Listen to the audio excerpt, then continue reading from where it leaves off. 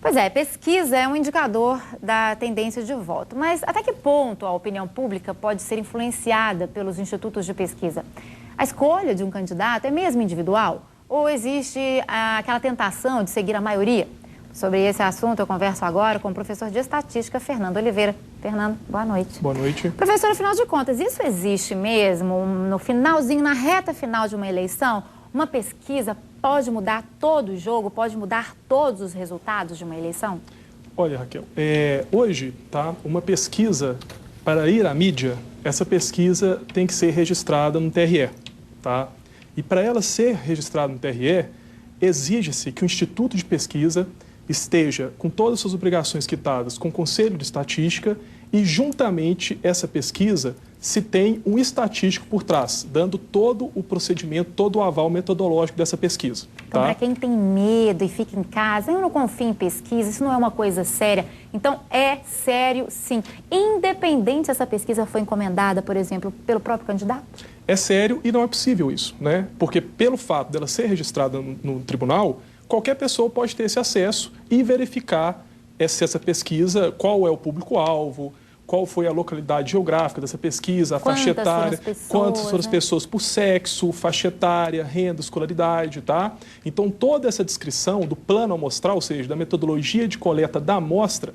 fica disponível no tribunal. Então, é impossível, vamos dizer assim, ter esse tipo de tendenciosidade, interferência principalmente, claro, nas pesquisas que vão à mídia, nas pesquisas que são registradas. Você citou aí muitas pessoas diferentes a serem pesquisadas e a gente sabe que essas pesquisas elas envolvem metodologias muito distintas. Afinal de contas, existe uma pesquisa mais ou menos correta? Como é que é? A pesquisa não é 100%, é 80%, é 70%? Como é que funciona isso? Olha, um procedimento de realização de uma pesquisa, vamos falar de uma parte mais técnica, ele depende de duas coisas muito importantes. O levantamento de uma amostra, e a realização do plano amostral. Ambas essas duas características, você tem que ter várias suposições probabilísticas, suposições técnicas que devem ser satisfeitas, que devem ser controladas. É uma coisa matemática. É uma mesmo. coisa matemática, é uma habilidade estatística, por isso a exigência de um estatístico por trás dessas pesquisas. Mas mesmo com tanta certeza, essa questão matemática, esse cuidado, a gente sabe que existe uma margem de erro, né? Agora, para mais ou para menos, como é que isso funciona quando você vê numa pesquisa, a margem de erro é de tanta, a margem para mais é disso? Como é que é isso, assim, uma forma leiga de se explicar? Ok. A margem de erro, ela é calculada de acordo com o tamanho, em geral, de acordo com o tamanho da amostra, Então, vamos entender um pouco a margem de erro. Uma intenção de voto é uma estimativa de um valor, de um parâmetro populacional que é desconhecido. Ou seja, eu estou pegando uma amostra da minha população e, em cima daquela amostra, eu estou tirando os resultados, estou inferindo para toda a população. Bem, essa inferência que eu faço, eu tenho um erro amostral, um erro inferencial embutido ali, que é exatamente processado na margem de erro. Então, vou te dar um exemplo. Então, um candidato tem 30% de intenção de voto com a margem de erro de 2 pontos percentuais, Isso quer dizer que essa estimativa da sua intenção de voto pode alcançar 32% e 28%.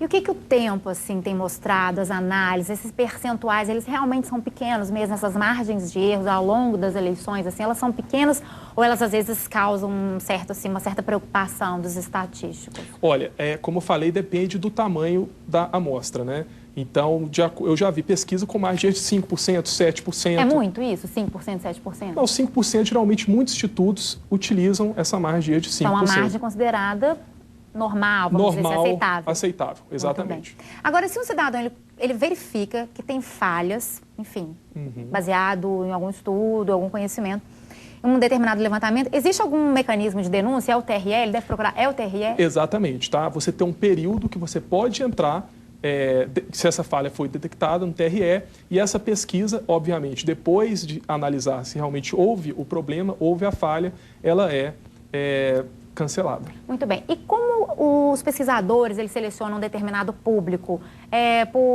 Pela região metropolitana ou pela parte mais é mais carente, ou pela parte mais abastada, ou é por uma região mais... Enfim, é algum assunto geográfico. O que influencia a escolha das pessoas que vão ser pesquisadas? Você tem alguns fatores, né, que devem ser levados em conta. Então, você tem o sexo, tá? A idade, a faixa etária, né, a renda, a posição geográfica, tá? E a escolaridade desses indivíduos. Esses indivíduos são selecionados de acordo com o plano amostral.